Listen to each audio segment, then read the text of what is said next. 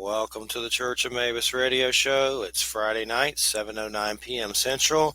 We got Jamie Nicholas co-hosting with us. He's here with us tonight. I was on a show on the network, Jay, the Dell show. What Okay. is it called? The delicious recipe. The delicious recipe. And then that was my first guest appearance in a long time. I liked it, but it's weird when you haven't done a guest appearance in that long. It definitely changes the tune a little bit. And then Laura Lee, I'm going on her show at the end of the month. Okay. Cool. And then that's it for guest appearances for years for me. I've guest hosted on Joe's show a couple times after this one, Yeah. so yeah, I know how you feel. Tonight's guest, Evelyn Rysdyk. Good to have you here, Evelyn. Very good Good to to have be you back. returning. Good to be back. I love it. I love this subject.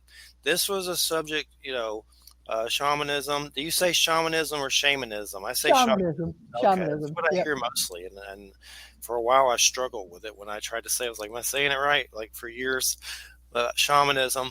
I got into that subject after going through testicular cancer at 17, and then my dad died, and I got kind of drawn to it.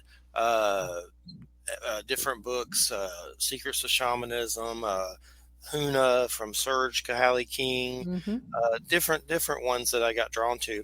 And then anyway, it helped me a lot because that was a lot. My dad dying, cancer, and then for some reason the universe showed me a lot of weird stuff, and I think maybe it was the shamanic death, that chemo, and I went through chemotherapy, lost one in the war at 17 to testicular cancer, and I began to have a lot of different experiences, from things in the sky that were odd with multiple witnesses to ghosts. One of my big ones, it's been a little while, I've seen some UFO stuff, but beings of light, I've seen those with my naked eye, completely sober, many times, like luminous beings of light. And it grew into doing the show to figure out, trying to find some sanity in what the hell was happening to me, pretty much. The UFO stuff. There was times where I was afraid to leave the house seeing some of that stuff. And I don't know if I've ever been abducted, but I have seen weird things in the sky that seemed like they were around my vicinity. Like maybe they were there for me, maybe they were there for the whole neighborhood. I don't really know. But that's what led to doing the show. And shamanism has definitely helped. So I always love to do these kind of interviews because it's healing and it heals others. So it's great to have you here. Well, thank you. And I agree with you. And extraordinary experiences like you're talking about are really part of what is a human experience. Most of us have been sort of programmed by our education and our whether we get that in the school, but also the education we get from our family and sometimes from our religions, to have a more linear view of the world, step by step, in the box kind of thinking. And when you have a calamitous event like you certainly had, being ill and also losing your dad, or you have a spontaneous kind of awakening in some other form, you start to be using more of who you are, because I think every one of us is wired for those kind of experiences. We're wired to be more than little drones that go to our 9 to 5 job, and maybe Yes. if you're lucky you get to retire. It's we are amazing beings. If you think about the times that you've had these spontaneous awarenesses, you just had a gut feeling, you had a dream that was prophetic. These are ways that larger self makes itself known. It's like, hey, I'm really here. We think about some people sort of describe their spirit as if it's stuffed in their body like sausage meat in a casing. Yeah. And I think of it as infusing our body, allowing us to be alive, but it's so much bigger than we are. It's that part of us is non-local. It touches everything. And when we can step into that place, access the wisdom and guidance and whatever else we might need, and then bring it back to implement it, that to me is just an extraordinary way to live. Definitely. And when you say creative energy, does that creative energy come from? I mean, I'm pretty sure this is what you mean, the source and the Great Spirit. And I guess my big question is, lately, I feel very run down. Like I just feel burned out on a lot of different levels, my job, stuff like that. And I'm just trying to figure out ways to, reignite that flame. And I'm praying, I'm listening to meditation music, but just tired. I don't know. I think a lot of people are feeling that lately, just the way everything is. So weird. Well, some of it, I'm sure, is, we're all a little beat up by the pandemic and Yes. having to change all of our routines, which is ironic in some ways because our deep ancestors had to be light on their feet and change all the time. We've gotten into the habit of expecting tomorrow to be exactly the way we designed it. Yes. It's going to follow in all these nice, tidy steps, and then we're surprised when it doesn't. We're thrown for a loop if some big change comes down the pike because we're unprepared for change in many ways. Not like our ancestors who had to continually adjust to a new environment. If you think of the way we've kind of spread everywhere on the planet, changing ecosystems, changing food sources, places to find shelter, all of these things they had to adjust to. And they never knew what tomorrow would bring. So that whole idea of how, in many ways, how small our life has gotten, I think it's making us have this tension, which is fatiguing. This tension between small self and big self is really exhausting. Yes.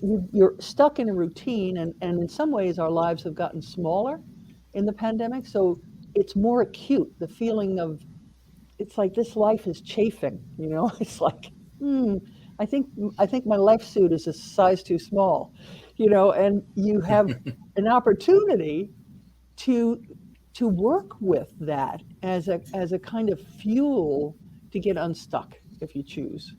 And creativity is certainly part of that. My original training was as a visual artist. And somewhere along the line, I became a writer, which is extraordinary because I was the kid who couldn't spell. And it's like, wow, I'm a writer. My fifth grade teacher would have never guessed. So creative energy is something I'm familiar with, but I always thought of it as energy. I never really thought of it as the technical skill. And our culture tends to assign people that are good at a technical skill. They can draw, they can paint, they're writing an opera, they're whatever.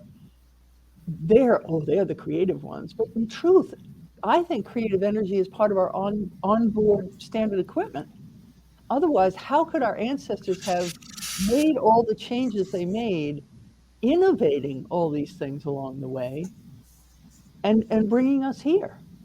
It's about awakening that and using more of what we've got. Yeah, the I was going to mothership. say that was either a motorcycle or somebody's really you, Jay? hungry. It's a motorcycle. Damn it, the road is right there. I didn't plan that. Jay ate too many burritos. I didn't know what it was. Jay usually has a loud vehicle sound effect, so that's what I figured it was. Yeah, one time the fire truck drove by and slowed the show down for a minute. It happens.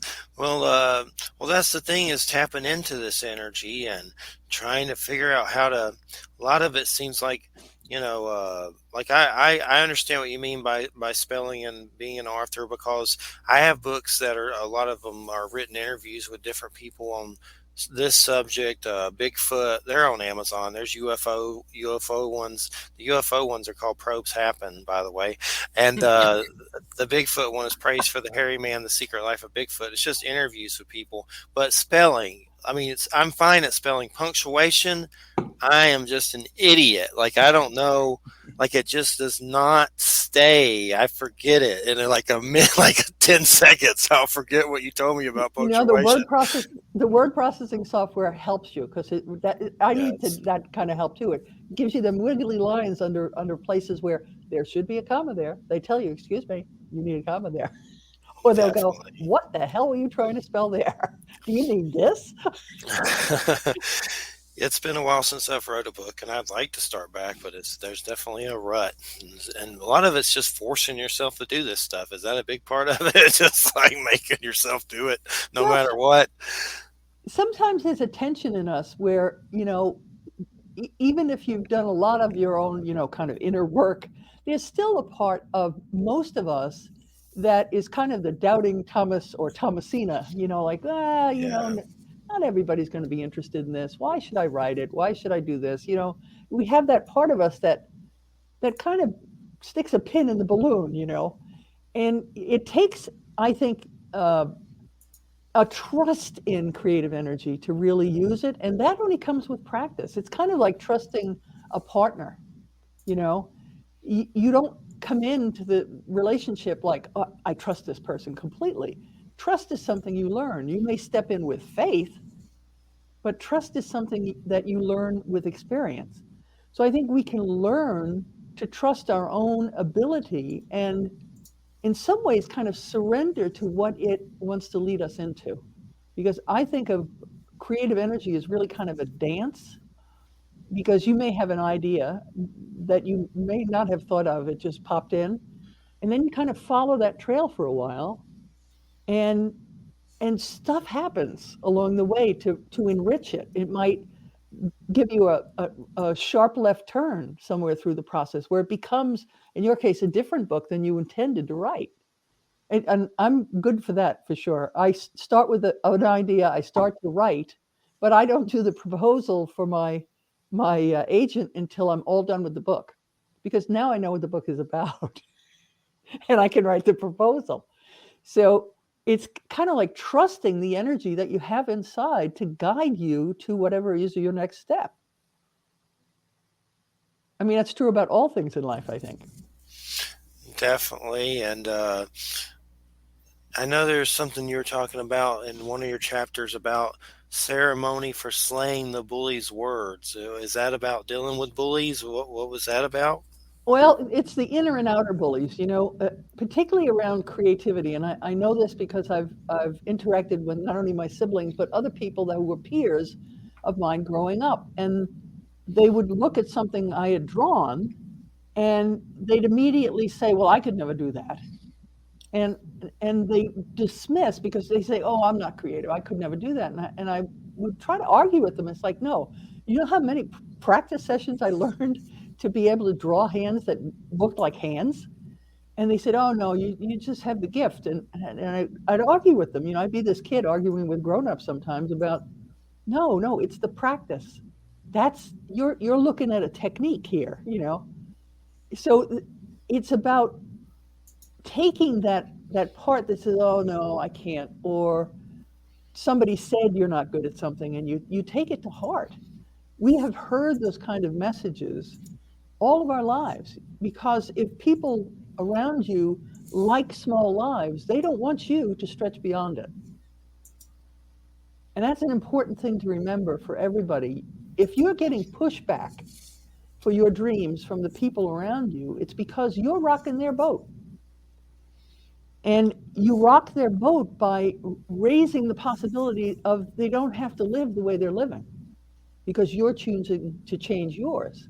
And they may actually work really hard to keep you back in the box, or, tell you what a fool you are to do something, because it's actually disturbing their status quo. And what are ways that we can repair our energy? I know it's a complex subject, but what do you mean by that? What will we do to repair our energy?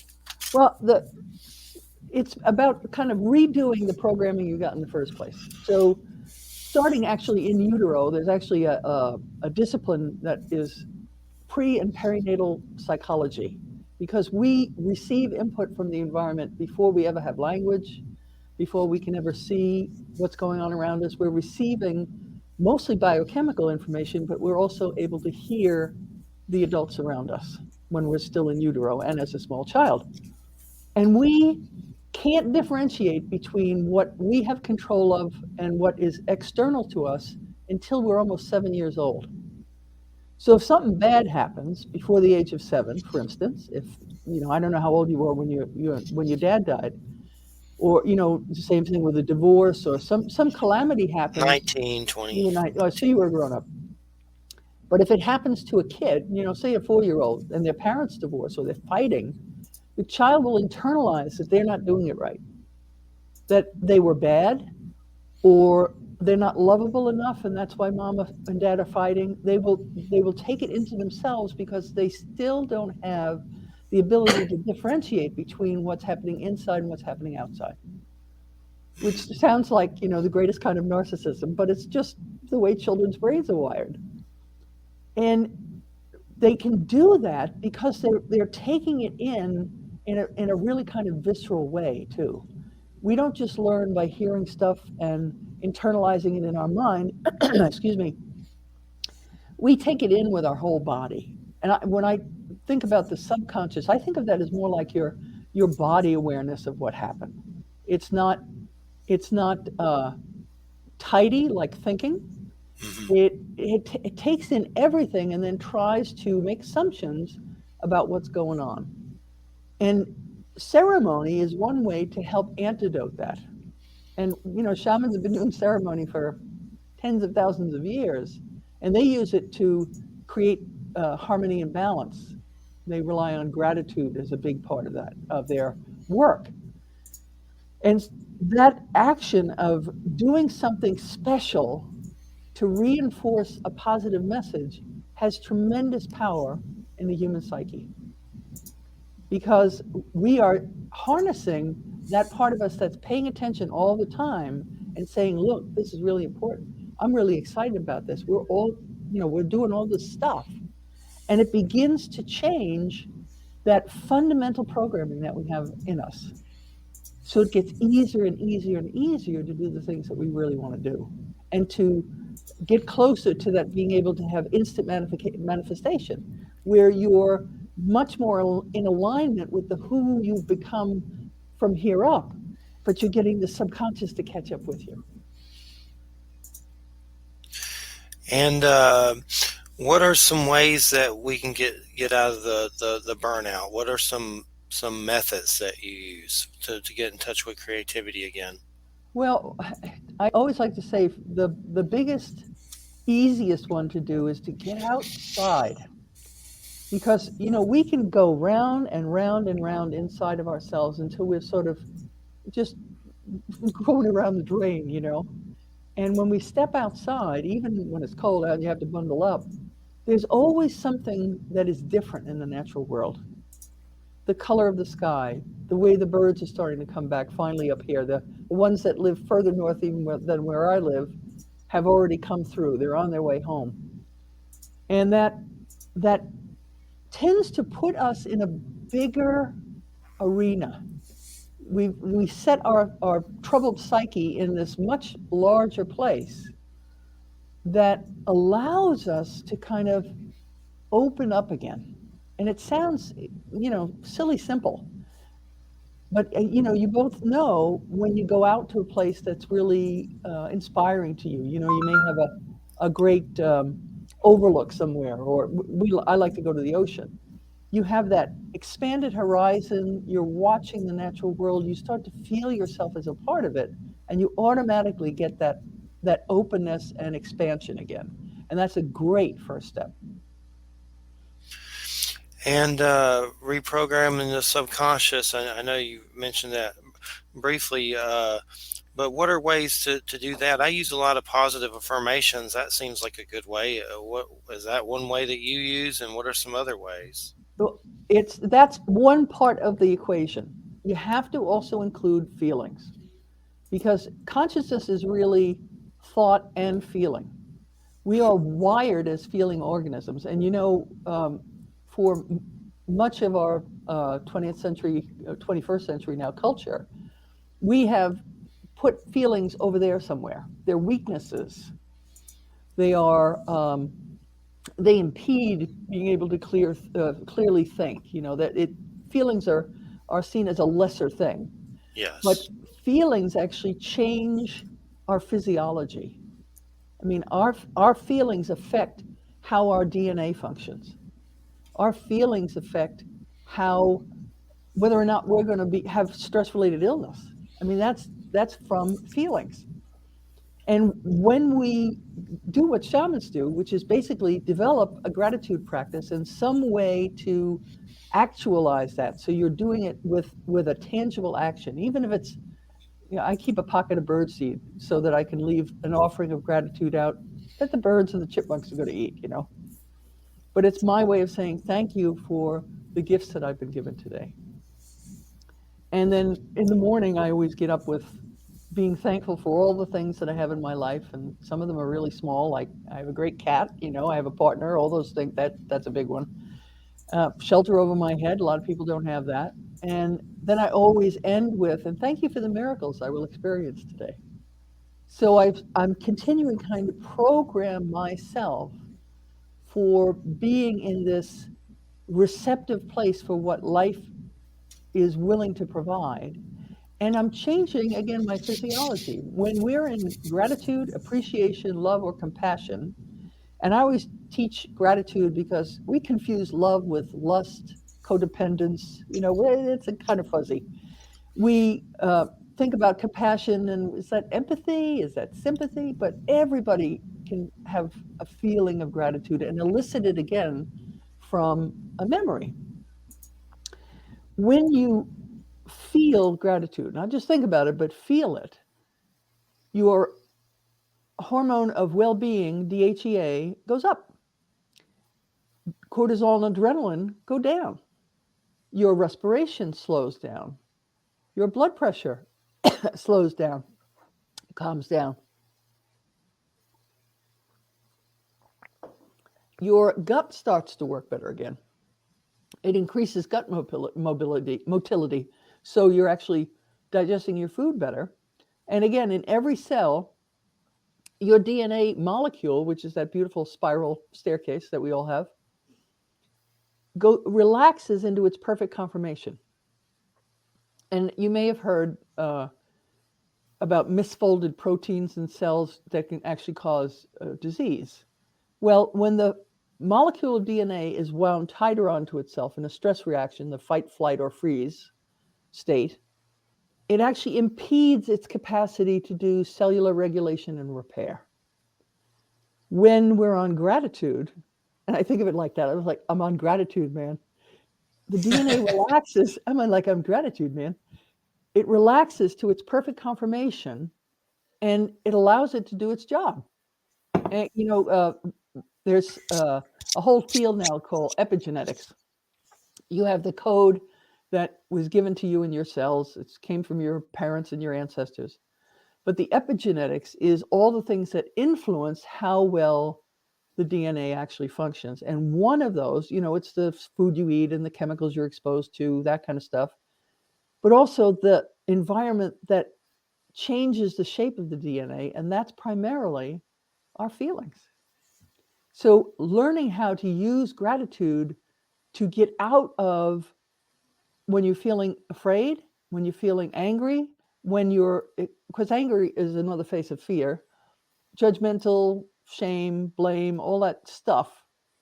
That's all faces of fear. And when you have those, which are human experiences, they're giving you information about something, then you can do repair. So once you've had the feeling, you can repair that by breathing a little bit, kind of get yourself back in neutral. I think of when you're stuck in one of those fight, flight, or freeze kind of feelings, it's like the car stuck in reverse, standard car stuck in reverse. You have to breathe a little bit with a focus on your heart to get the car back in neutral. And then when you're in gratitude, the car's back in a forward gear. And you're actually repairing what the fear and anger response did to your physical body. And what you do is eventually through practice is actually bring up your baseline. So it can improve mood, it can improve your physical well-being. And when you couple that with your affirmations, now you've got both aspects of you online. So you do the gratitude until you're filled with that feeling.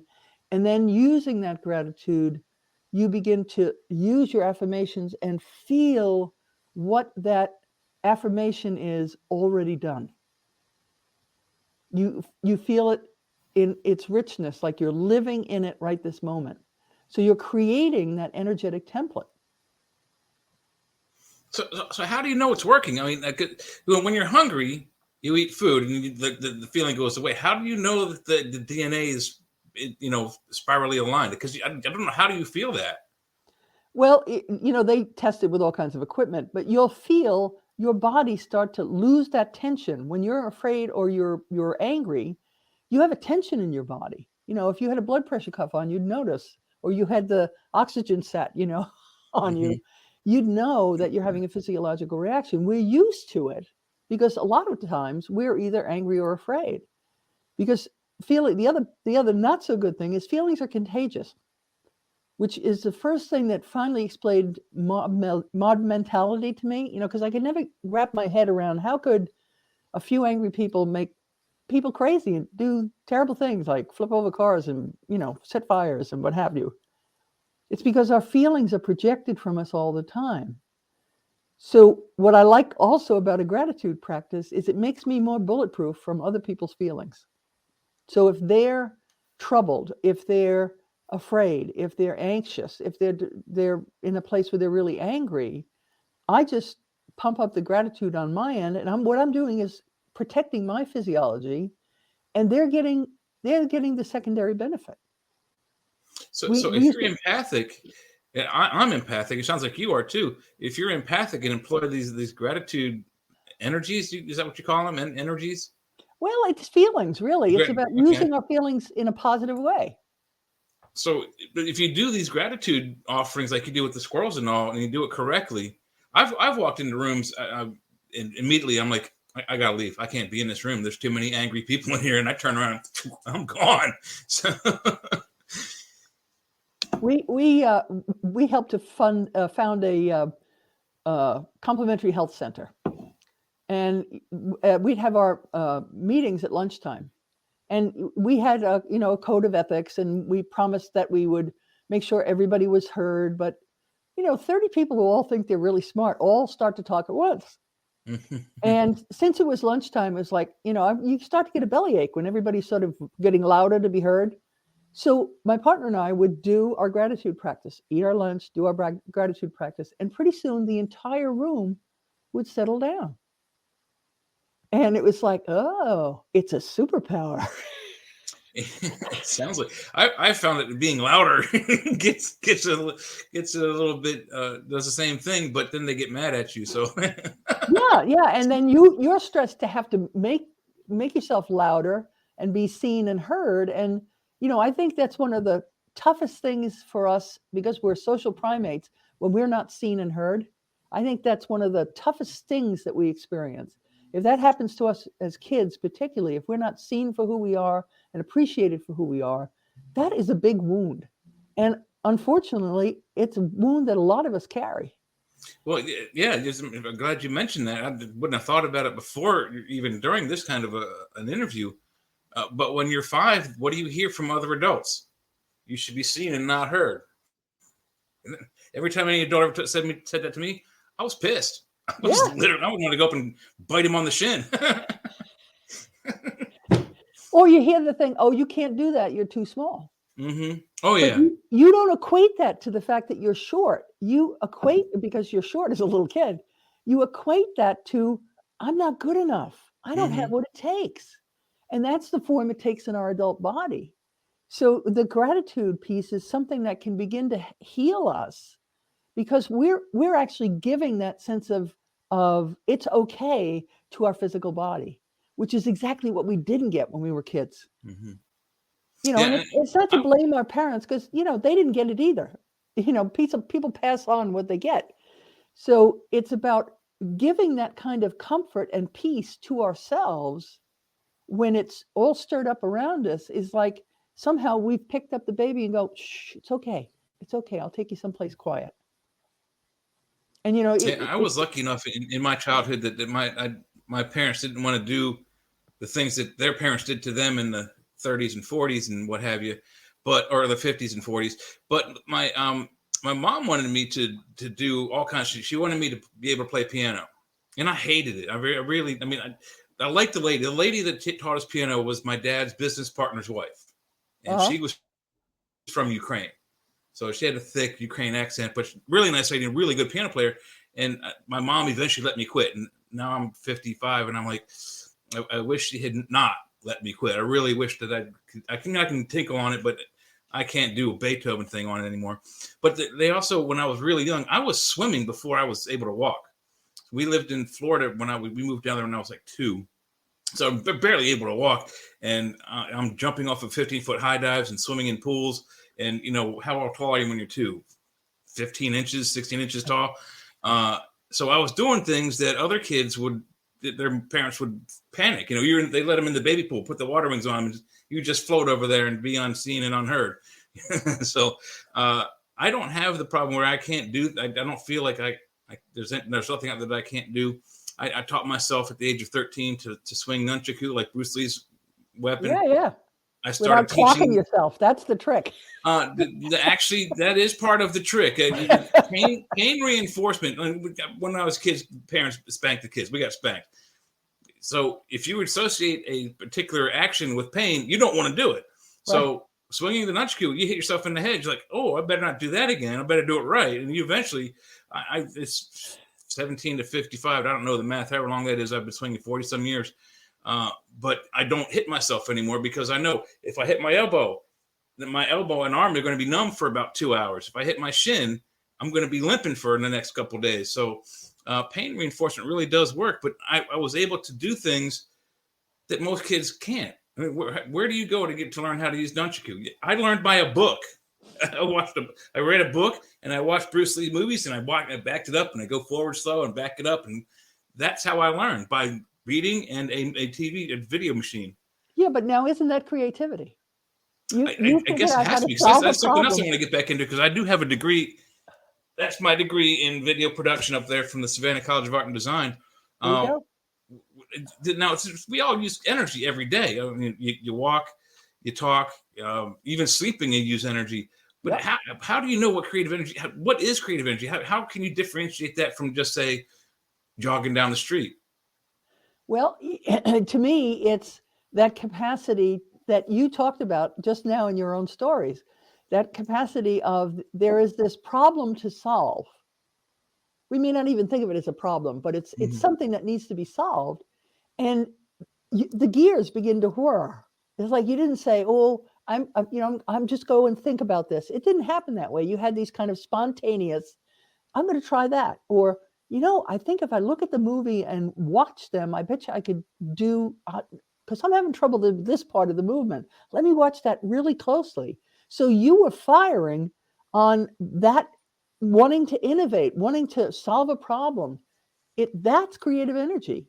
Now, if somebody tried to make you do that, you might go, nah, not so much. Yeah, like with the example with the piano. Yeah. Right. It was a self-arising energy to want to find some way to make something happen that you wanted.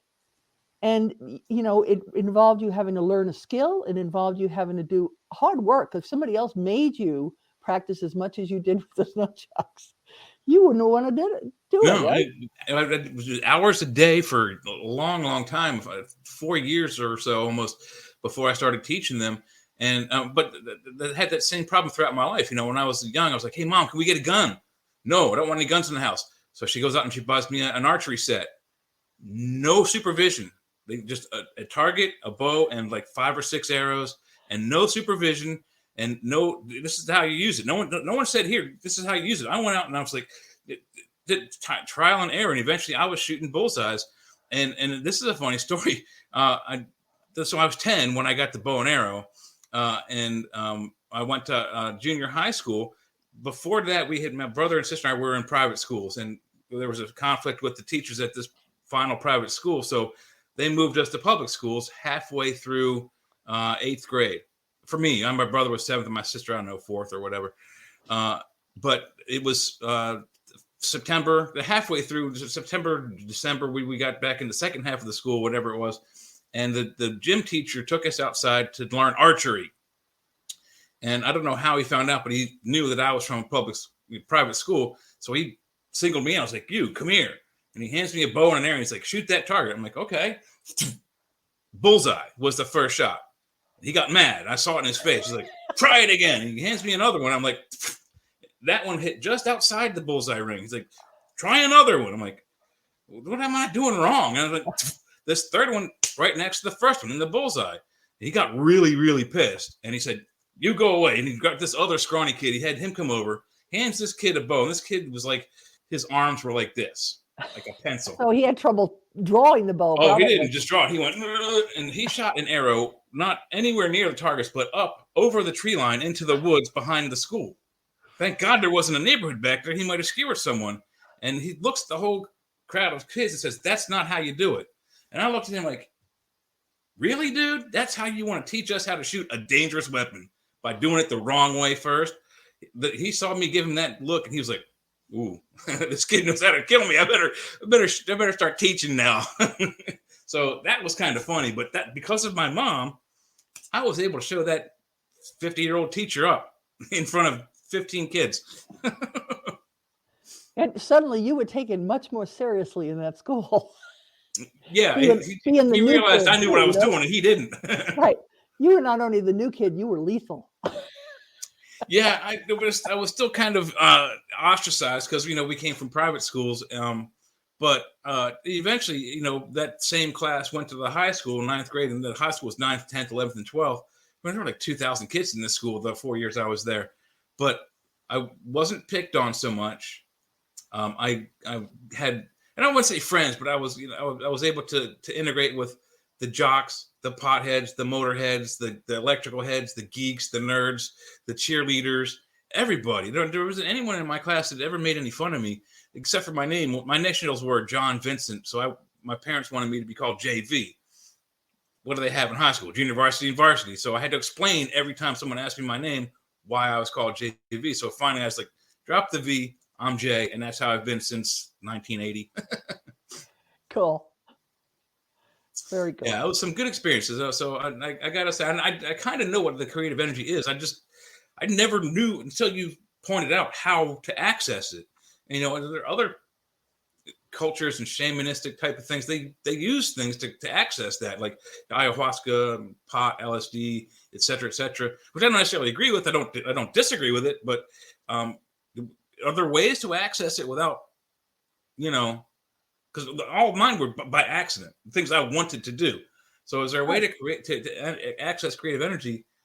Like, so you need to, like, whatever you need to do at work, drink a certain coffee, have a glass of some kind of tea, then boom, your energy starts going. It's actually really, why I combined creativity and shamanism is the tools of being able to expand your awareness, because I don't call it altered consciousness. I call it expanded awareness. It's like stepping into that big self that we are. And I do it with a repetitive drumming or rattling or a repetitive chanting that helps to put your brain waves in that state. That puts you into a similar kind of place as when you're expressing your creativity. What I found, and because I didn't realize this, I thought I was a pretty creative person. I was a visual artist, and I was working in advertising, and I, made stuff with my hands. It's just the way I was. But over now 30 years, better than 30 years of journeying, it's like somebody took the creativity off the leash completely.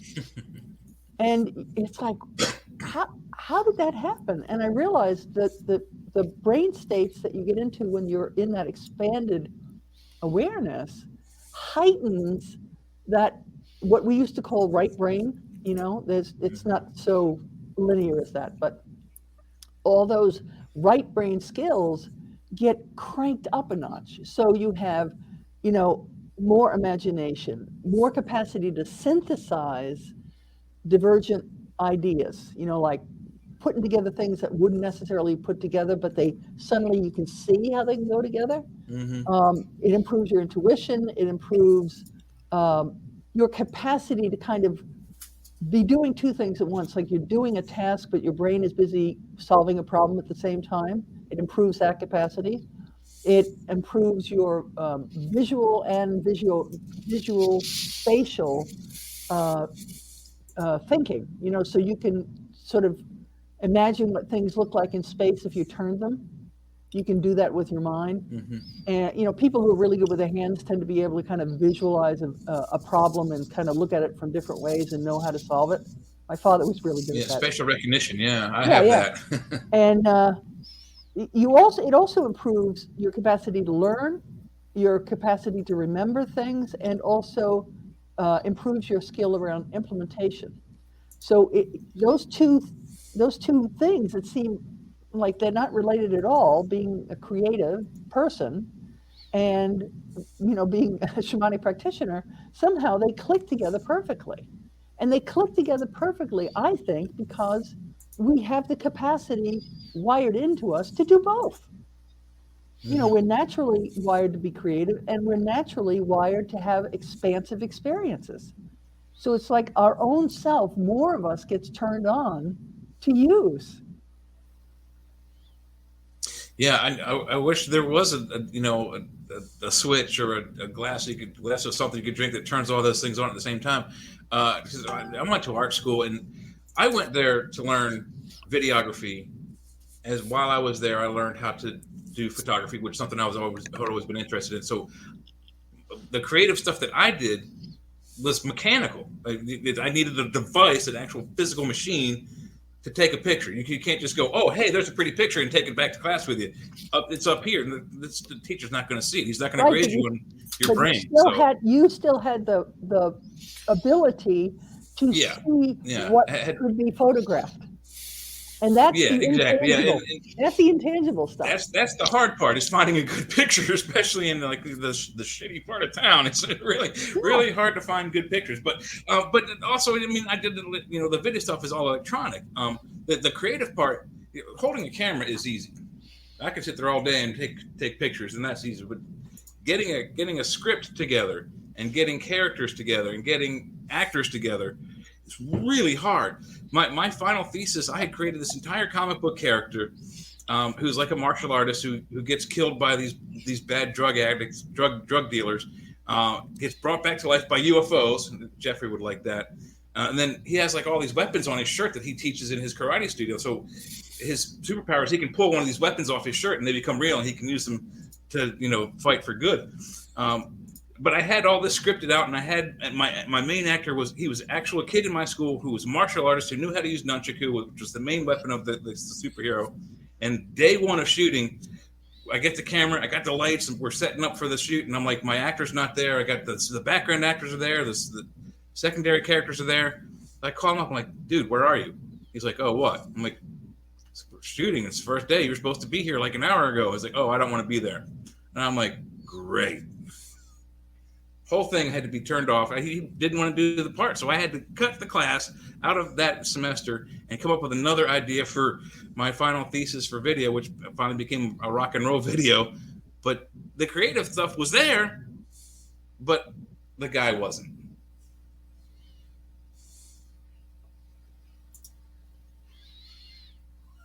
Uh-oh, is she frozen? I think she's frozen, yeah.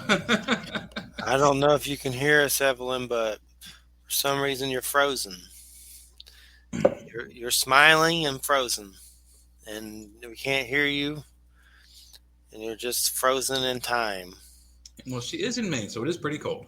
Yeah, hopefully it's not from Maine, from the weather that froze her. But the ice age has come, and they'll find her later, many years from now, and they'll know she was a shaman woman from the Arctic age. Uh-oh, there's something definitely happened. Yeah, she just bumped out. So, but I was loving the way she was describing how to get to the creative energy. I never knew there was I never knew it had it in me, but everything she described about the stories that I told her, it clicks. I mean, that's pretty cool. Well, hopefully it wasn't internet trouble, or who knows what it was. But I know I was looking at our Norse Shaman book on Amazon during the interview, just checking it out. It's a good one. It has really good reviews, but it's definitely fascinating when you combine this with the Vikings and Norse and all that. Yeah. Thor and Odin. That's when it gets really good. That's what I like. I was going to try to squeeze some of those questions in. My mind was trying to formulate them to squeeze in the Norse questions. Well, hopefully she'll return. She may be having internet trouble. She was only going to do an hour or so we got some time in there. She may come back. We'll see. But finished Book of Boba Fett. It was kind of weird how they threw the Mandalorian in there, but I guess it had to happen. I mean, it was still good. Oh, I knew he was coming. Yeah, there's no question about that. And then the Pig Warriors died. Oh, so I've done a couple episodes back, so no, not too many spoilers, dude. Where have you been? I've been working, and actually, so Survivor is one of my, and I know a lot of people don't like that show, but it's one of my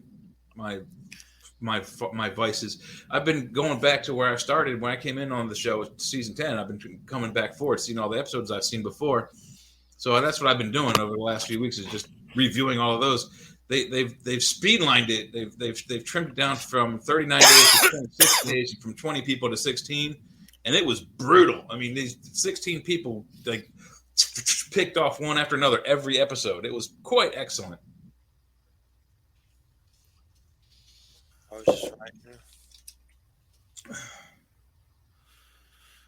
We'll see if she comes back. I've been watching. You want a really good one? I think it's on Sci-Fi Channel, but I think it's on Peacock, because I know Chucky, that series, is on Peacock. I've got Peacock. Resident Alien. Oh yeah, that's Peacock. Yeah, Sci-Fi. Alan Tudyk. It's really good. Oh, I love him. He's a great actor. He's a gray alien. Yeah, and a doctor. Have you seen it yet? You haven't watched it yet? I saw the first couple episodes, and it's pretty good. I haven't gone back to it yet, but it's a neat concept. Resident alien. He's a physician, and he's an alien, and he's resident on Earth, and he's a resident at the hospital or wherever his practice is. It's a great concept all the way through. He's there to exterminate humanity. Oh, is he? Yeah. So he's going to have one of the conflicts where he starts to fall in love with humanity and not want it exterminated. Some of them, like there's a Native American chick he likes and stuff like that. But and there's a lot of natives in it. That's pretty cool. But he's hilarious and he's really good. He was in that Harley Quinn cartoon I saw somewhere, and plays the Joker voice, which I didn't know that. I wasn't too big on that cartoon, but it was kind of goofy. It was Harley Quinn. It was kind of too silly, so to speak, but nasty too at the same time. It was just weird. I didn't like it. But I wrote her an email, so maybe she'll reappear, but they'll find her many moons from now. Evelyn buried in the ice. And goodness, what else have I been watching? I think I watched this weird cartoon called Spine of Night. It's like it's on Amazon, but it kind of reminds me of Ralph Bakshi and stuff, like Fire and Ice and Hobbit and Lord of the Rings. It just came out. It's like an animated weird fantasy movie. Live action over animation, or animation over live action? Yeah, Louis Lawless, isn't it? Lucy Lawless. Okay. Bunch of people. Spine of Night. She has returned. My internet, for some reason. Can you hear me okay? Yes, we can hear you now. You froze. You froze mid-speech. Yeah, you guys just dropped me off completely. No, it wasn't us. Blame Al Gore. He invented the internet. Her internet. No, you dropped off my computer first, so that's for me. I figured it was internet trouble and stuff like that. Yep. So I know I want to talk about spirit animals. Is bear yours? And that's an impressive piece of metal there. I like it. I have a wolf. Let me show you my wolf tattoo. Oh, that's cool. Thank you. I have a Dracula too, from my wilder days, from the same guy that did the wolf, but most people like the wolf better. My dad died. I went nuts. But little goth stage, but now I'm like, I guess in the redneck Georgia stage, the old man coyote stage. But I'm not. People say I'm the farthest thing from a redneck, but sometimes you just can't help it. Like, it's just there. I'm from Georgia. And I can't I've tried to get rid of it through a various method of psychedelics, but nonetheless. But I know with shamanism, there's other ways to get these states of consciousness. Some use psychedelics. I'm certainly not against that. I had an experience recently, and it's been a long time, and it helped me. And it helps a lot of people. Some states, shrooms are legal, which I always, no matter what kind I do of psychedelics, I always end up freaking out thinking I'm going to die or something. It seems like every time I do them, but that's the bad part. But other than that, I have some pretty good, it does seem like it helps, a lot of different ways. You just have to be careful and use discernment. But I know there's drumming and music and other ways, dance and creativity, art. There's many other ways besides that. And I know Michael Harner, who I've interviewed, and he passed, I believe, not too long ago. But I know he used to talk about drumming like that. Like the way he talked about drumming, it was like almost a psychedelic experience, but they were not doing psychedelics. Like they claimed they went to other, realms through drumming. That's what I want to do. I'd like to just drum and not freak out about croaking from psychedelics. or thrown up, and Yeah. I've done a few things like that, and it's like maybe not. I'm not cut out for that. So I think for some people, if they're particularly left-brained, they might need a chemical support to get out of their linear way of being. So I think it has its place, absolutely. And the spirits of the plants are very, very powerful. But I also know that you don't have to do it that way. And in fact, I don't have the data in front of me here. It's on my desk. There's a new paper somebody put out, where they did double-blind studies and all that good scientific method. And they compared the experience of people who do shamanic journeying with drumming or some other repetitive stimulus to people who use entheogens. And the experiences parallel one another. They're slightly different because you're fully conscious in a journey state and simply expanded. You haven't sort of left this reality in the full sense. You're able to dance back and forth much more easily. But the experience of the way that you can access wisdom, guidance, this larger sense of self, all of that is the same. So they're really parallel tracks. So some cultures would use, nature's chemistry in order to get there. And for others of us, we can use drumming or rattling to have the same kind of thing happen. And so when you use drumming and rattling, do you feel like your own psychedelics? Like, oh man, I'm tripping. I mean, how does it feel for you personally? Is it that strong for you? I'm a really visual journeyer, so I have a lot of visionary experiences while I'm in the journey state. But I usually go for a purpose. I mean, so when I was early on, I was exploring, it's like, what is this like? And hanging out with my power animal and meeting teachers and what have you. Now it's more like I'm going for a purpose. So I kind of keep my myself on a task, But even within being on task, you have all these other experiences of, being in these impossible landscapes and meeting different kinds of teachers and beings that can support you to have this much larger sense of yourself and a larger sense of the world around us. Definitely, and I think wolf is one of mine. I've thought about bear. I know I've read some interesting stuff about King Arthur in one of those tarots that used to be on Little One about the bear and stuff that seemed pretty interesting. Bat is another one that's come up. I've always seen bats like all the time, like on weird levels. Plus probably the Dracula tattoo, but definitely some bat stuff. And what are some ways to find out your power animal? Let's say, how do we know what Jay's power animal is? It's a cat, isn't it, Jay? It's his pet cat. I don't know. I'm going to have cats. I was going to ask that same question. How? I mean, do I have to go to one of those sweat lodges and drink a shot of ayahuasca? I don't know if I want to do that. In my experience, you don't necessarily have just one. I think all of us have a natural affinity for a particular kind of animal. And we all already have a sense of kinship. And because we're in Western culture, we weren't born into a group who considers a particular animal like an ancestor, which some Native American tribes think that way. People in Siberia would think that way. They have the heart of a bear, or their tribal group really is led by the spirit of the reindeer. So we don't have that framework, but I think everybody has some sense of kinship. That thing that your mind is saying, well, no, they're different from us, but our body is saying, no, somehow we're brothers and sisters with this being, and you have a close connection with them. I think that's our own self saying that being is important to me. I don't know why, but it just is. So we should never dismiss that part of us that just knows. We've had it enculturated out of us, like where's the empirical truth about whether or not this is real. But if you have that experience, it's just something, right? Yes. If you did a journey, you could then ask a teacher to reveal a power animal to you.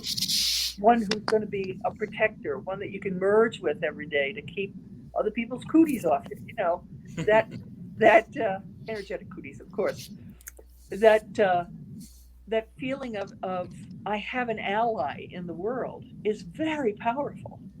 And I think learning to trust our intuition, learning to trust our innate kind of wisdom, that it wasn't stuff that we were taught in school, but we have an innate wisdom that can guide us to finding other important gold for us to find in the world. There's I don't mean, like the guys who are digging in Alaska or on the television to try to find actual gold, but the gold of living,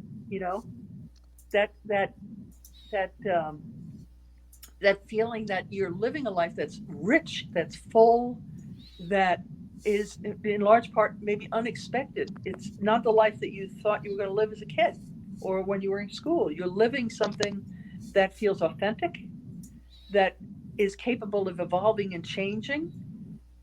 And the more you kind of go with that feeling in your gut, go with those intuitions you have, I think it gets stronger and stronger. We tend to, again, culturally poo-poo that stuff. And so we tend to do that to ourselves. But when we say, well, I don't know why you talked about this day, I pulled into a place and go, something about this just does not feel right.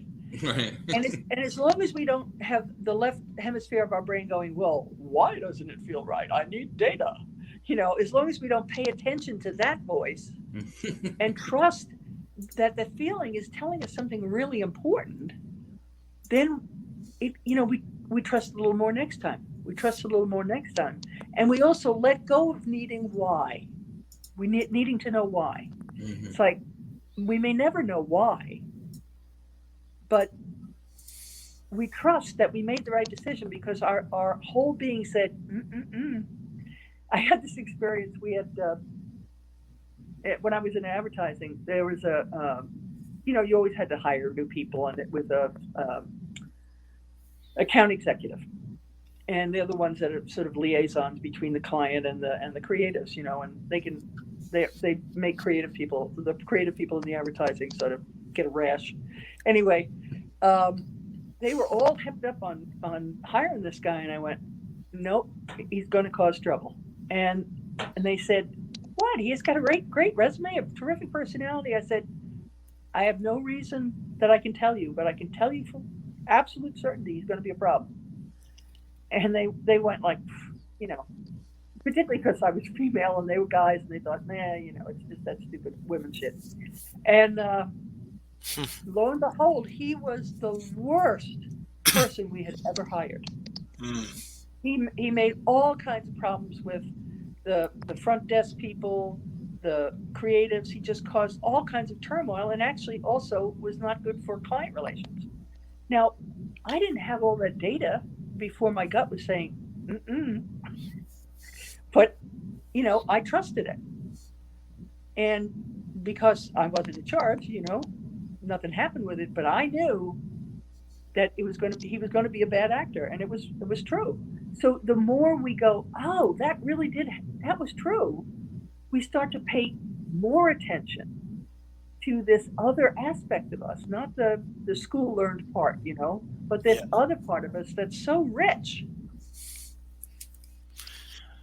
I I'm a tiger, and it's supposed to be Year of a Tiger. So then I don't even watch sports, but I saw the Tigers lost, so I'm saying, Yeah, the Bengals didn't make it, so something seems wrong here. So Well, I don't trust this Year of a Tiger thing.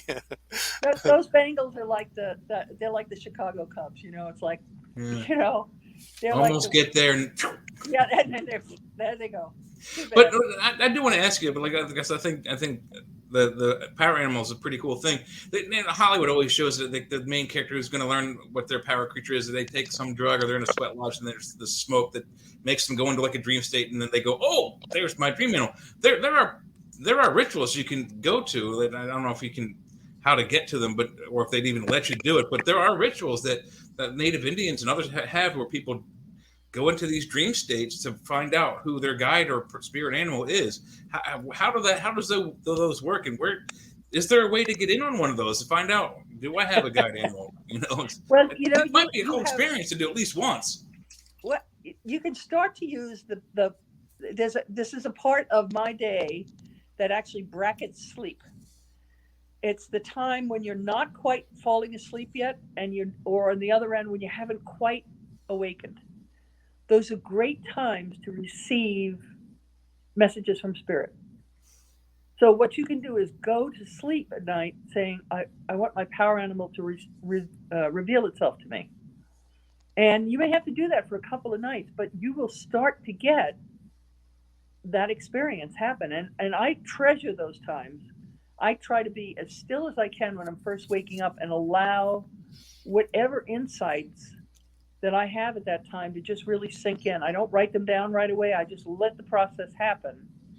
And then once I'm more awake, I might write stuff down. But I've had brilliant solutions to how to solve a problem that just occur at that time. It's like the linear mind is not quite online yet and allows all the rest of us to do the heavy lifting. And so that other part of us is really connected to spirit. It's only the linear mind that, it's like the bean counter inside. Yeah. Well, it sounds like I might have to try that because with my luck, though, it's probably going to be some weird monster from Altair 6 in another galaxy. But Jay saw if they're good power animals, why not, right? Right. Jay, I'll tell the condensed story because if Jay says this story again, I'll jump off a cliff like my light beam stories, which I've told a million times. But Jay saw a Bigfoot once looking in at children playing, and it got mad that Jay saw it. And we've listened to this a lot. So Bigfoot could be Jay's power animal. But the other thing is I always think of Fight Club, that penguin scene where he sees his power animal. It says Slide or something, that movie Fight Club. That's crazy as hell. But Bigfoot's actually a cool power animal. I mean, all of them are, but that could be, you saw one. So that would be pretty cool too. I've seen weird alien stuff, so that I'm still psychologically getting over. But the power animal thing's always fascinating for sure, and definitely, and how to tap into it. And the traits of it, or like with shape shifting from the berserkers to, every culture has shape shifting in it some way. That's a big part of it too. Yep. Like getting into the energy of it, the spirit of it. Well, for me, I merge with my bear every morning, and it's just intention, and I do it with gratitude. Thank you for enfolding me with your energy, keeping me safe. I really appreciate it. This is, you're a wonderful companion. I go on and on. And I don't think about it then until I notice I all of a sudden I'm paying attention to the bear again. It's like, what's up? It's really good when I'm driving because I have a lead foot and my bear gets my attention. Or we also have wolves that ride on the roof of the car. And, I might be got that foot down, and all of a sudden I'm paying attention to them. It's like, oh, I better slow down. And I'll up a little further, we'll pass a speed trap. So, they can protect you in ordinary reality ways that you really need. And it's just, the more you explore it, the more exciting and fun it gets, I think. Definitely. And real quick, I just want to say that the name of your book to everybody, Shamanic Creativity Free the Imagination, Rituals, Energy Work, and Spirit Journeying by Evelyn Rysdyk. Where's the best place to get it? At Amazon, or is that the best? Oh, they're Wherever you all the can. online vendors. All the online vendors have it, and your brick and mortar stores also have it. If Cool. you've got one near you, go for it. Cool. On the border. It's across the border in Maryland. There you go. And real quick, I had a few more questions, but real quick, I Sure. forgot to plug something. I'm going to do it real quick, like it'll be real fast. Ozark Mountain UFO Conference, April 8th through the 10th, 2022. That's best western end of the Ozarks, Eureka Springs, Arkansas. Check that out. They have a website and everything. Ozark Mountain UFO Conference, and then also just our new YouTube channels, UFO Paranormal Radio and UFO Paranormal. Wait, it's UFO Paranormal Radio, UFO Paranormal Radio twice for some reason. Then the other one's called UFO Gods and Extraterrestrials. Just check them out. And I forgot to do that at the beginning of the show because I do that sometimes. But it's great that you put out so many great books, and I have most of them. I saw there's another one that I need to pick up at some point, an older one. But one of your books that we've talked about also is the Norse Shamanism book, and that subject I just cannot get enough of it. Like anything on it, from books to there's oracles and tarot and all that stuff. I love all that stuff. I just like the energy of it. There's something to it, and I have it in my roots from DNA and stuff like that. I've been told by I don't know if this is true, but I had a psychic say that in a past life I was a Viking that drowned in the ocean. And then I had another completely different one tell me that they were around me. So I think there's some truth to psychic stuff, but I don't buy everything I hear. But it's come up a lot, and I just love the subject. But one thing I wanted to ask you that was kind of weird about it, when you say, let's say there's Thor and Odin and the different gods and goddesses, are they like archetype energies, or is there like really like a Marvel Comics Thor sitting out there hearing your prayer? I mean, is it more like an energy, like a consciousness you're tapping into? I just want to hear a little bit about that from you. To me, we make our gods. I know I should expect a bolt of lightning at any moment now, but we ascribe energies to these beings that are somehow bigger and greater than we are. The things that are beyond our control, the weather, when a comet shows up, when we have a scientific understanding of these things now, but our ancestors certainly didn't. And so we have they've become very tangible in the form that we can interact with. We're wired for a face that is bilaterally symmetrical. Eyes in the front, we can relate to a being that has human features. So we have humanized in some ways these forces, these energies, these archetypes is another way to say it, but we've humanized them so that it helps us to build a bridge to this stuff of life that is so much bigger than we are. And because we have this way that we've co-created these deities, we then can interact with them, and we're interacting with them with this larger aspect of life that we feel really small in. We are at the effect, even now, and probably more so now that climate change is here to stay. We're at the effect of climate. We're at the effect of weather. We're effect of a giant asteroid come flying by and smash into the earth. We're at the effect of those things, and they terrify us on some level. But we can interact with these deities that function as kind of bridges to help us work with the not knowing, work with the capacity that we have to get more expansive than we are. And they function kind of like guides. They function like teachers. Sometimes they teach us like a heyoka, like the sacred clown, where they're doing the wrong thing, and so we learn the message because they did it wrong. And the other thing I think about when I I think about these kind of deities is they guide us to understand the parts of ourselves that are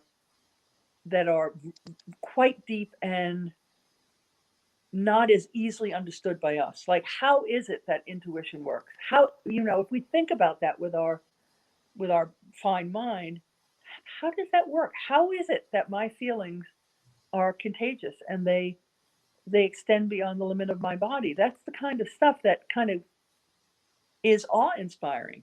And when we are interacting with spirits, and in this case we're calling them gods and goddesses, I think it encourages us to live more fully, more in the we'll use the Bible as an example, the New Testament, Jesus coming as this very human form of God, this spacious kind of God that we can't wrap our head around, this archetype of Jesus coming to remind us. In fact, he says to us, you're going to be doing stuff just like this. In fact, you'll be able to do miracles even bigger than I've done.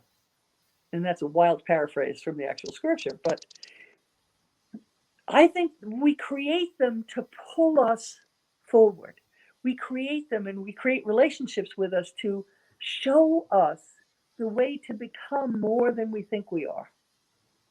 And even in a small level, we're interacting with the entire world as if it's inspirited, even if we don't believe in it.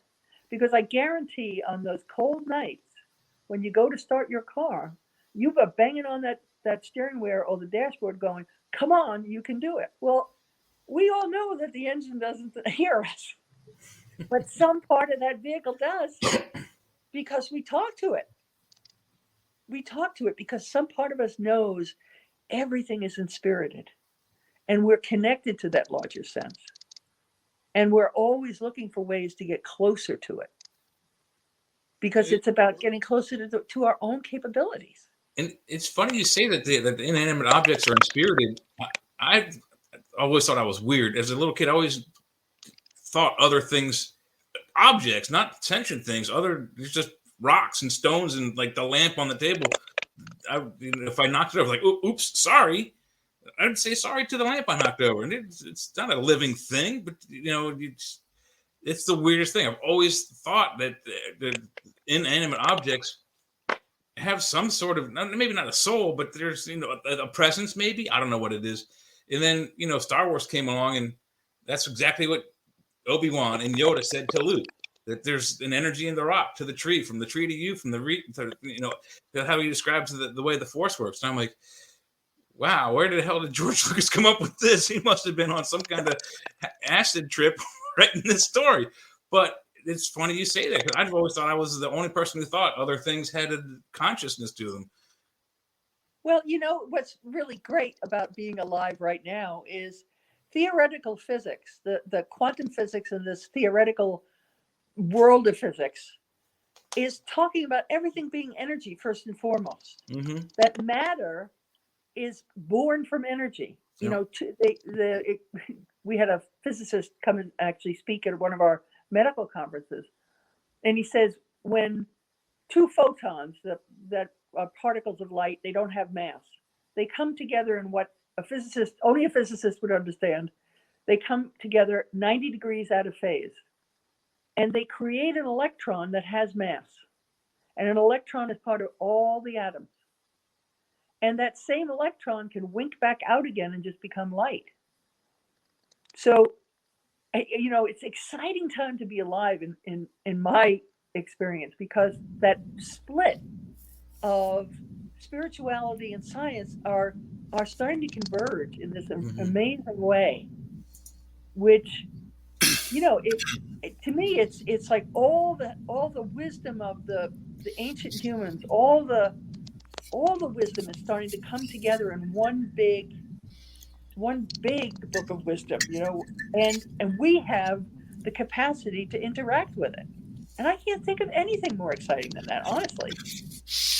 I got one real quick. I just want to ask that came to my mind that I would just like to hear your perspective and get your mind to give me some info about this, because I'm trying to understand it. It's something I found on YouTube called Thor Gayatri Mantra, and it's from Dharma Nation. That's the channel, and it says Thor Gayatri Mantra, and there's a chant. But here's what it says: it says Asatru and Sanatana Dharma are sister religions, which I know I'm probably misspelling stuff, saying things wrong. Thor is known in the Vedic tradition as Jayanta. Thor's father Odin is known in the Vedic tradition as Indra. At the request of several Asatru leaders in 2014, Sir Dharma Pravartaka Acharya, which I'm trying to say this stuff, revealed to the world the Thor Gayatri Mantra. This sacred mantra was revealed to Acharya in perfect Sanskrit meters as gift to the Asatru community. Well, I guess it's just fascinating how they're comparing these Norse to also their gods. And I've also heard stuff about Thor being Jehovah and talked to Stephen Flowers about some weird stuff about that. But I'm just kind of curious to your take on that. I just find it kind of fascinating trying to understand it at all. Well, the people in the Indian subcontinent and the people who eventually moved further west and populated Europe around roughly about 7,000 to 8,000 years ago. Yes. They were Proto-Indo-Europeans, and the Proto-Indo-Europeans are also Indo-Aryans. So it's the same people, and they had a belief in a sky god, and they were polytheistic. So they moved into, since we were all three of us here, I'm assuming are European Americans, they moved into Europe because of climate change. We're going to have the same kind of things where we're going to have to deal with climate refugees. They moved in and they were pastoralists. They defended their flocks with weapons and what have you. They moved into a place where it was primarily a matriarchal tradition, matricentric.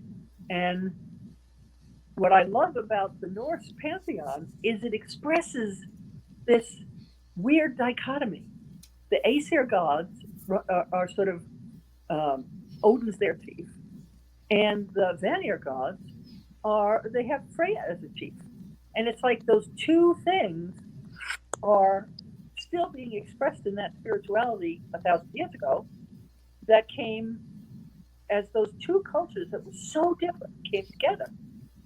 And so the problem was solved differently in the East because they preserved a lot more of the feminine deities, and they weren't afraid to make some of them what they called wrathful deities. So they do the tough love. They're the shamama bears, they can smack you upside your head, but in the compassion because they love you, just like a mama bear would. And I love comparing those two because I have a good friend who is a shaman from Nepal. They call him a Jankri. And he, his deities are all these Eastern ones, but there's so much crossover between the two.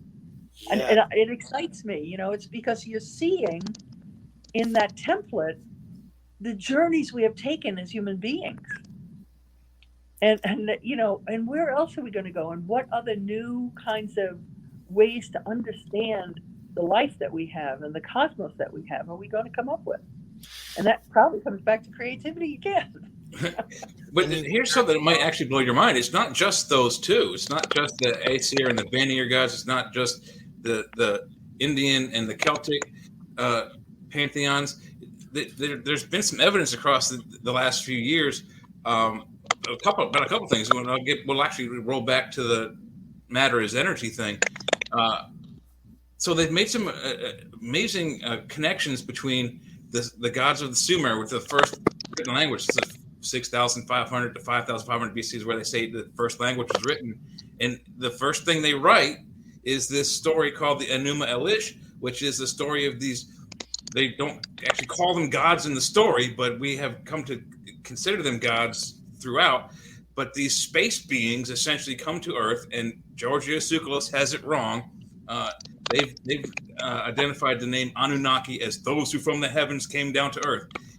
Doesn't translate that way. It translates to exactly Anu is the father god, and so the Trinity is Anu, Enlil, and Enki.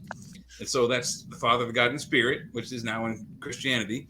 But the Anunnaki translates to the story of the sons of Anu. He sends his sons to Earth to make humans or whatever, for whatever reason. And the reason is they wanted slaves, but they connected those gods, the Anunnaki, to the gods of the Egyptian pantheon, the Roman, the Greek, and then when you get the Christian, Judeo-Christian, and the Islamic and the Hebraic traditions, they mash all those gods down to three dudes: God, Jesus, and the Holy Spirit. But they're the same three chief dudes: Anu, Enlil, and Enki. And it's amazing that the parallels between, like, Zeus is Odin, and Odin is Jupiter, and then you've got Poseidon and his different incarnations, and the stories are very close. And there's actually a story in the Egyptian tradition of Osiris, which exactly parallels the Jesus myth. That, Absolutely. spent 3 days in the underworld. Jesus wasn't chopped up into bits, but he had 7 wounds. And then, depending on which story of Osiris, he was chopped into 1,000 pieces or 7 pieces. It depends on which story you get. And then his wife puts him back together, minus 1 piece, the key piece. So that freaked me out. And then with the quantum physics kind of has been, to me, it's been like the same thing with the pantheons. All the pantheons of the world have seemed to be from one story. So there's got to be truth. So I don't think they're gods that are traveled from another planet. But matter, time, and energy are all the same thing. Different forms. They're all energies. But what also has come out, and Bob Lazar is one of the UFO whistleblowers who said that all of it works in waves. Gravity works in waves. Time works in waves. Energy works in waves.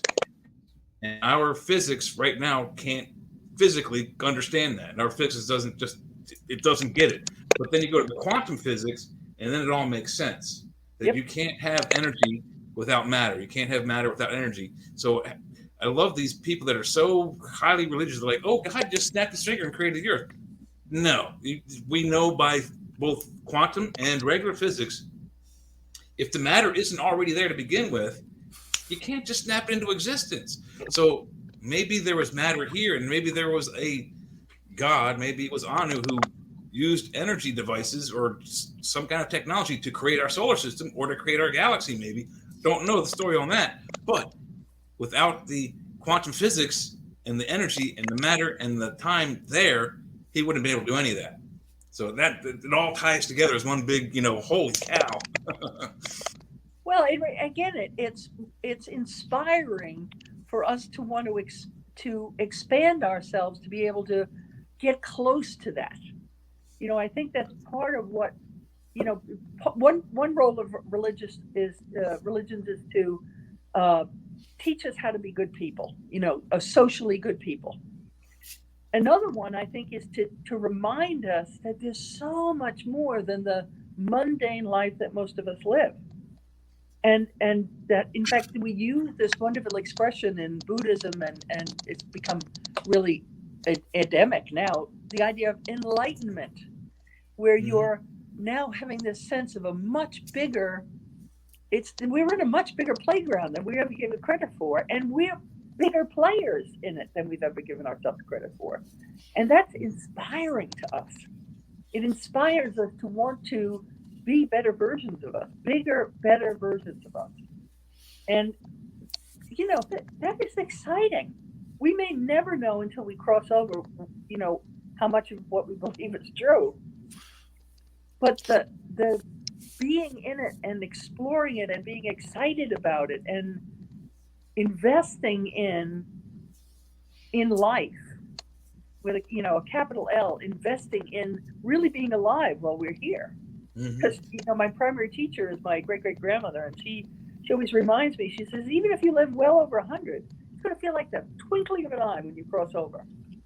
And she said, you need to experience, she uses the metaphor of a gathering basket, the garden trugs that people have when the lady goes out and cuts flowers in the garden, and she puts them in the basket on her arm. She says, you got to think of your life like that gathering basket.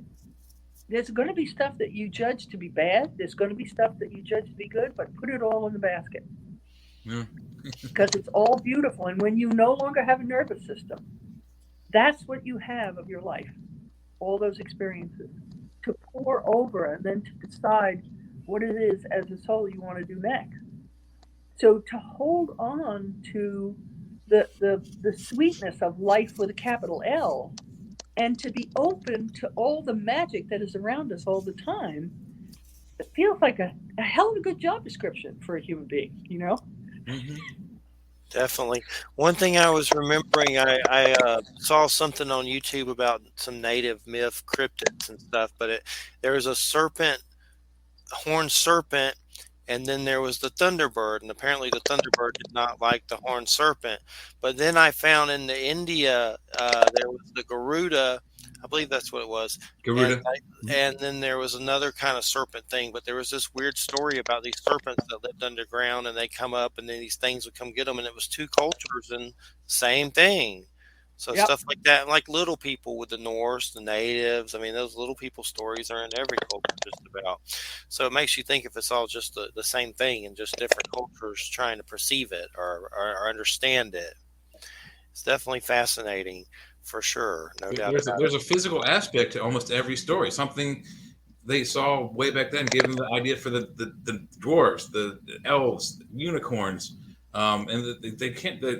This I don't know about if I believe this one or not. But years and years ago, I might have been in college. I might have been just out of high school. They found this wall in Greece that has a bunch of mammoth heads, mammoth skulls, and mammoths have they're elephants. They had a big trunk, so their nasal capacity was this big hole in the middle of the skull, and they came to think of that as being the Cyclops. So they think that skull is the origin of the Cyclops story. I doubt that they had the capacity back then to look at a skull and then paint a body around it like we do nowadays. We can take a skull, we can take a chimpanzee skull, we can take a human skull and skull these little different depths of foam around it and then recreate that person's face in a way to maybe identify them if they're a lost child or whatever. They didn't have that kind of imagination or capacity 2,000 years ago. So how do they know that this creature had only one eye? There's something else that they saw that gave them the idea of a giant with one eyeball. Yeah. It's not a skull. Chimras. I've got to let you know that I'm on my phone that is going to die very soon. Okay. Well, we can So go ahead we should, and we should wrap it up. that's cool. And I'm glad you got to come back after the technical hiccup. It's definitely been a blessing having you here. What is your website for everybody? It's spiritpassages.com. All right. Well, thanks so much, Evelyn, and everybody check out her book, and definitely Norse Shamanism. All her books are great, but it's definitely been a pleasure, and thanks so much for coming on. Oh, thanks a lot, guys. This was fun. Thanks. Take care. Take care. Bye-bye. Bye-bye. All righty, and let's see here. Her phone was dying, so I guess her internet died during it, and then she got on her phone. It's fine. She said around an hour, so we did plenty. We snuck in more than that, which is always Right, good. yeah.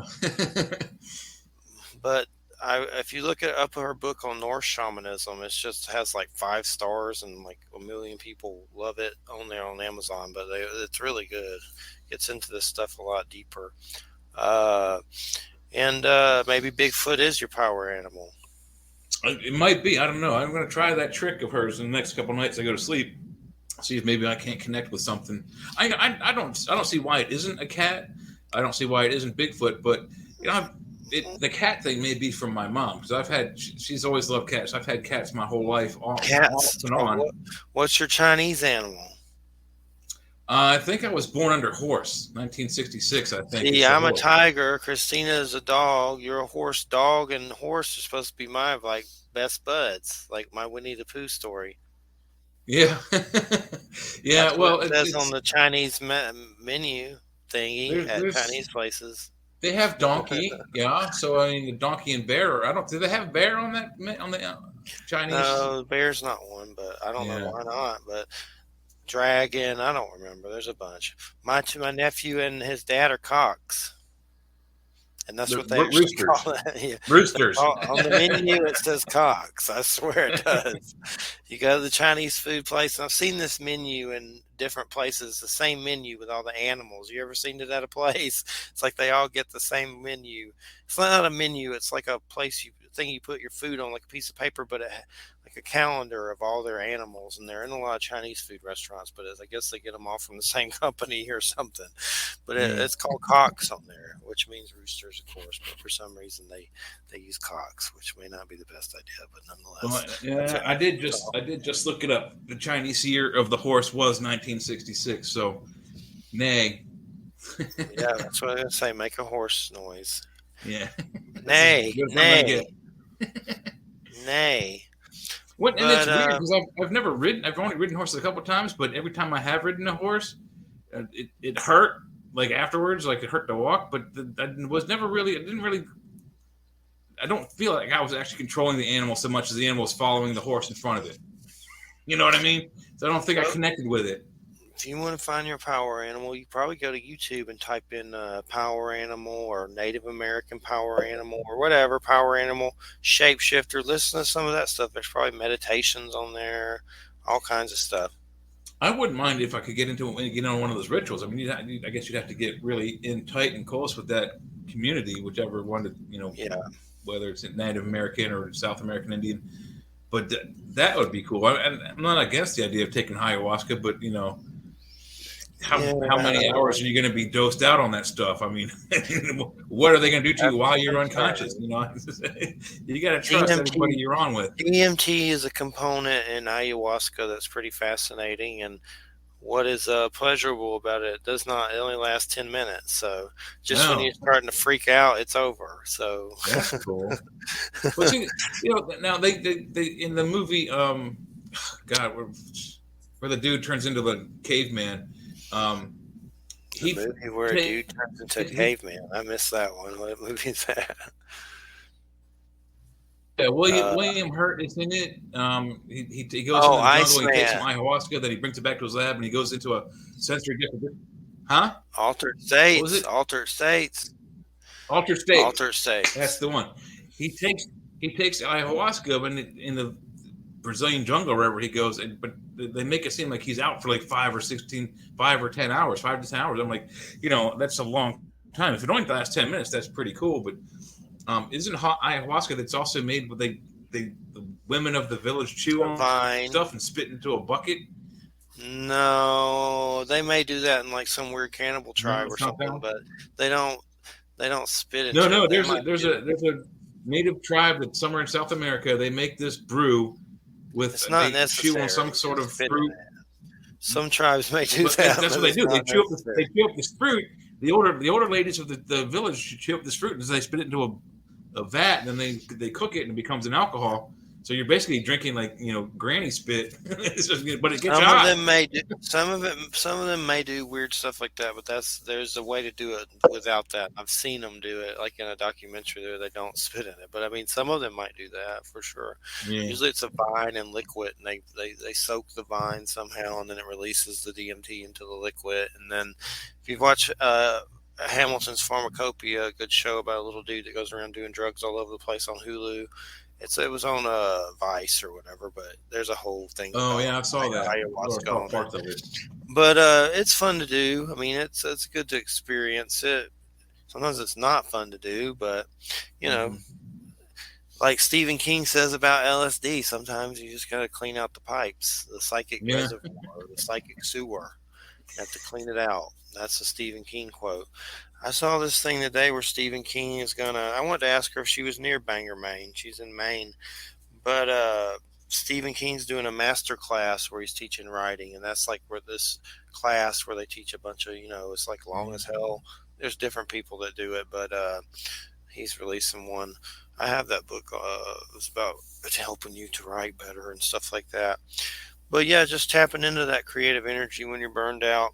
I mean, psychedelics is a way, but she don't seem like she's done them before, but she didn't seem like she liked it that much. So I've heard a lot about drumming, and I guess that's kind of hard to believe at first, but if you really listen to that weird drumming long enough, you will start tripping out. Yeah, those what they call singing bowls or humming bowls is like I don't know what it's some kind of mineral, and it either has a metal rim or it's a natural mineral rim, and you take a dowel and you spin it around, and it makes a vibration, and like kind of like when you do crystal goblets, you get your finger wet and it hums. Same idea with the humming bowls. Is apparently something in the frequency must be tapping into your brain waves and getting you either into like an almost dream state or meditative state where you're no longer on your main whatever the alpha rhythm is. It's like that one that makes you sleep or that one that makes you dream. It's got to be something that's tapping that. Yeah, and it's just I guarantee you there's probably some good ones on YouTube from actual medicine people that you could listen to, walk you through finding your power animal. Did you ever see Fight Club where the penguin is his power animal? Slide. You never seen No, I Fight never Club? saw that movie. I saw bits and pieces of it, but Gosh. Same thing with Christina. not She didn't really. see it all either. We're supposed to watch it one year again. But I've seen it a lot. It's really good. It's crazy. It's just messes with your mind a lot. It gets confusing, but then you still don't really figure it out, I guess. It's weird, but it's good. Brad Pitt and Ed Norton, isn't it? Yeah. But there's some weird stuff in it that's strange. It's hard to explain. I don't want to give too much away, but one thing I'm trying to figure out is on Netflix, there was Daredevil, which was really good. Yeah. With Vincent D'Onofrio as Kingpin and that Charlie Cox as the blind superhero Daredevil that dresses in red like a devil and does weird stuff and he's blind. But there was The Punisher, which was really good with John Bernthal. There was Jessica Jones. That was pretty good. There was I forget the other ones. But anyway, they canceled them all because Disney bought Marvel. And it was weird because a lot of them were doing good. Like Daredevil did really good with everything. Yeah, but if the rights weren't theirs, they have no choice. Now they're bringing Moon Knight from Marvel back there, but it's owned by Disney. So why couldn't they just worked out something and, continued on? It didn't make any sense.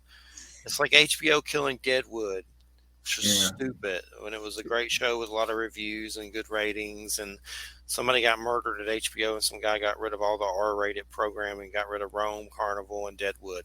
And it was stupid. Ian McShane won a Golden Globe for Deadwood. He was like a mean pimp that owned a brothel. It was just mean as hell. Talked to an Indian head in a box, but for guidance.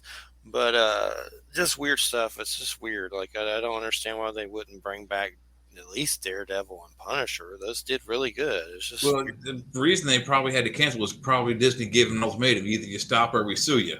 So yeah, but you would think if they worked out the Moon Knight thing, then they would work out that. That's just maybe they are. Maybe they're working on doing something towards that. Taking a long ass time. That's for sure. If they are, that's why Hollywood sucks. There's this thing called development hell. I mean, there's been there were rumors of the Speed Racer movie.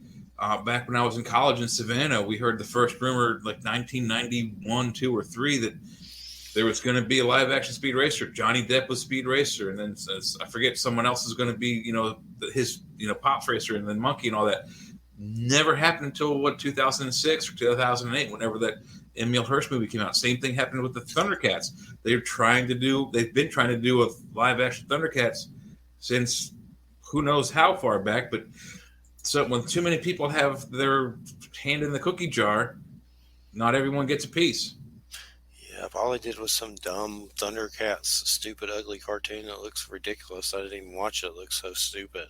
There were 2 revamps. One was okay. It was kind of anime-ish, but it didn't suck. And then the third one was really bad Jap anime. It's just I remember when I got my first Thundercats as a wee young child. There was a Mum-Ra.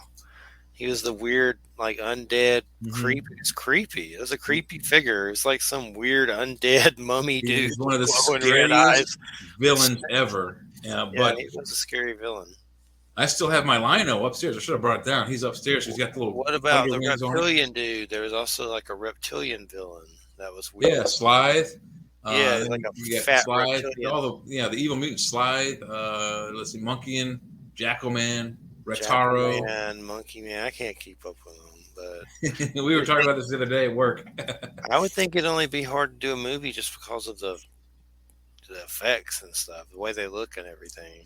The makeup effects could be easily done. Not hard. It's You not. have to do it like It would be Avatar easier or to do something. cats than it would be like the Planet of the Apes was really hard. The makeup was really difficult, not only to apply, but to design before the applications were put on the actors. The Thundercats would be easy. The mutants, you might have a little problem. You might have to do a little bit of CGI and a little bit of creative thinking there, Yeah. but it wouldn't be too hard. Mumra, however, he's like 9 feet tall, so you'd need someone who's like 9 feet tall and big. Mumra's like Satan Nephilim or something. Like he's kind of like He's an undead devil priest. So in D&D lore, he would be a undead devil priest. that's what he calls himself. The undead There devil he priest is. Mumra. There's a monster in D&D that he would be named after. I can't remember Like what a it's called. lich. Like a lich. A lich, exactly. That's exactly it. He would be a lich. Yeah, he's a good villain. He's like walking around in his little mummy garb and classic Mumra. He looks different there. I'm looking at pictures of him. Some weird stuff. Definitely a weird villain. Yeah. Well, one day maybe they'll pull it off. We'll see. It would be nice. I hope I have the money to do it so I can get in on it. I don't want someone to do it wrong. With the recent Dune movie, I've always wanted to do a decent Dune movie. This one, the special effects are awesome. The acting is awesome. The cinematography is awesome. They got the ornithopters correct, but they're not following the book. So it's like, what the hell, What's so you talking about the animated one? There's another one besides? No, there's one. Yeah, there's a live action one that came out October last year on HBO. It dual premiered on HBO Max and in the theaters. I had to buy the DVD because I didn't have HBO Max when it came out. So I didn't. Thundercats? No, Dune. Oh, Dune. Okay. Yeah, Dune. Because I saw the dumb Thundercats cartoon. It looks stupid. I didn't even watch it. Yeah. But Dune was okay. I like that. I kind of like the David Lynch one better, honestly. I'm still thinking the David Lynch one isn't much better. The 6-hour 3-part miniseries from the Sci-Fi Channel was way closer to the book than David Lynch's, but I liked David Lynch's addition. David Lynch added the weirding modules, little devices they had that use sound and thought and motion, and you can burst organs and set fires and whatnot. That was added because he didn't want to have kung fu on the desert. Yeah, Kyle MacLachlan was really good. He's like the Messiah. He did a good job. He made it. And then Sting is one of the villains. And Sting was pretty good. The guy that played Popeye's enemy, Bluto, in the Popeye movie with Robin Williams, he plays the Beast for Bond. A lot of really great actors. Who's the Beast for Bond? Is that the big fat guy that flies around? No, that's the Baron. No, Beast for Bond is the other fat guy who he sends his nephew that he sends to Dune, and then gets his head chopped off. That actor played Bluto in the Popeye movie. And then Francesca Annis and the guy who plays Toofer Howard with the big eyebrows, they were in Krull together. Another sci-fi fantasy horror movie. Oh, yeah, I like that one a lot. I saw that great movie. The theater a long time ago with that little weapon. Here's something cool. I don't even know if you have a PC that can do this, but there's a Dune Spice Wars game coming out that looks really good, and it's actually by a company that did a very good, nice Norse Viking game, RTS, but this one's called Dune Spice Wars, and it's coming out in 2022 at some point. But it's one of the kinds where you have to do the politics and build your city, and you have your soldiers and your vehicles and all that stuff. And RTS, that looks actually really good. But Dune is the perfect thing for an RTS. You'd think they'd do more Star Wars RTS and stuff like that. But there's also a cool, I don't have it, but a Dune board game that looks really good. Like it's a board game, like, a game where you play it on a board. There's one that's based on, it's the same game, but you can get one that's older that has the characters that are kind of cartoonish, or you can get the one that's based on the movie with those characters in it. The new movie. I'd get the old one with the weird characters, cartoon weird ones. But I don't know. What about this new Lord of the Rings coming out. People are mad because there's black hobbits. Well, Look at the look on your face. who cares what the hobbits look? Of course, there's going to be. I don't care. Maybe there's some I'm Asian not going to make an hobbits too. issue Who of do it. care? But it looks like it's all digital animation. But they're spending billions apparently on this show, and everyone's saying that the preview, the trailer was kind of crappy looking. But I'm excited it's going to be like the backstories. We're gonna see the making of the rings. We're gonna see Elrond and Galadriel and all the 5 armies of men and all elves and dwarves get together and kick what's his name's first story. It's when the thing came the first time, right? It's it's about the second age, I believe, is when the rings were made, not the first age. Sauron, was it Sauron or? Sauron is. Yeah, he's going to be in it. Come back the first time, but they vanquished him. Then he came back again. This will be the first, or the first time he made the ring. I'd hate for them to spend all that in a flop. It's hard to find a good fantasy that's really good. That's Lord of the Rings. It's not, trashy. I'm not real keen on the idea of it being digital animation, but the idea of seeing the first age, because this is something that Tolkien didn't write about. We get some glimmers of it in the Silmarillion, and there's some glimmers of it in the appendices of the Lord of the Rings books. But I have a Silmarillion somewhere. I don't know what happened to it. I never read it. I have it. Yeah, I lost all my great books. My brother threw most of them away, but I'll start collecting them back up. Your brother threw your Lord of the Rings books away. What did he do? Almost all of my books. Yeah, I only saved a few. Was he mad at you? No, he was actually mad at my sister, but in order to help us sell our parents' house, that was part of the deal. So he said, "You get rid of all this, and I'll help you fix up the house." I'm like, "All right." So I threw away almost all of my books, almost all of my board games, and my sister threw away nothing. So why did you have to throw stuff away if your sister didn't? I mean, what does it make? Can you just put the things in plastic crates and keep them for another time? Put them somewhere. I would have had plenty of room. Still have plenty of room. I would have had for those books.